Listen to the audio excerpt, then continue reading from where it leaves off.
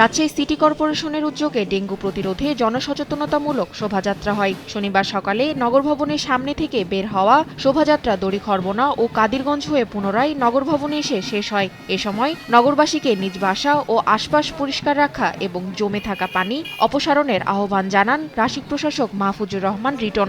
আমরা চাই যে রাজশাহী এই মহানগরী ডেঙ্গু মুক্ত মহানগরী গড়ে তোলার জন্য আমাদের প্রচেষ্টা।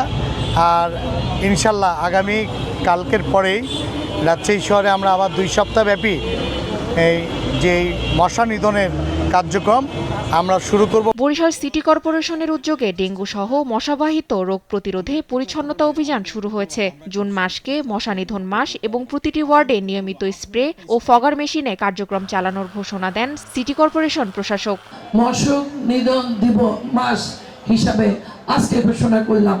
30 দিন আমরা 30টি ওয়ার্ডে মশার ওষুধ দিব, ইনশাআল্লাহ এটা আমাদের ইচ্ছা। যশোরের শার্শা ও বেনাপোলে ডেঙ্গু প্রতিরোধে শোভাযাত্রা, লিফলেট বিতরণ ও পথসভা অনুষ্ঠিত হয়েছে। উপজেলা স্বাস্থ্য বিভাগ ও পৌরসভার আয়োজনে এ কর্মসূচি হয়। পথসভায় ইউএনও, ফজলে ওয়াহিদ সহ বিভিন্ন গণ্যমান্য ব্যক্তি ডেঙ্গু প্রতিরোধে পরিষ্কার পরিচ্ছন্নতা বজায় রাখার আহ্বান জানান।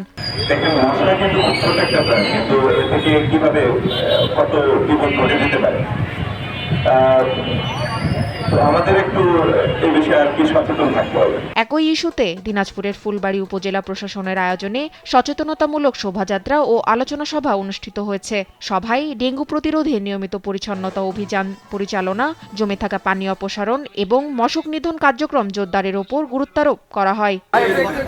সুনামগঞ্জে সচেতনতামূলক শোভাযাত্রা হয়েছে। আবর্জনা অপসারণ এবং পরিবেশ পরিচ্ছন্ন রাখতে প্রয়োজনীয় পদক্ষেপ নেয়ার বিষয়ে সংশ্লিষ্টদের নির্দেশ দেন জেলা প্রশাসক।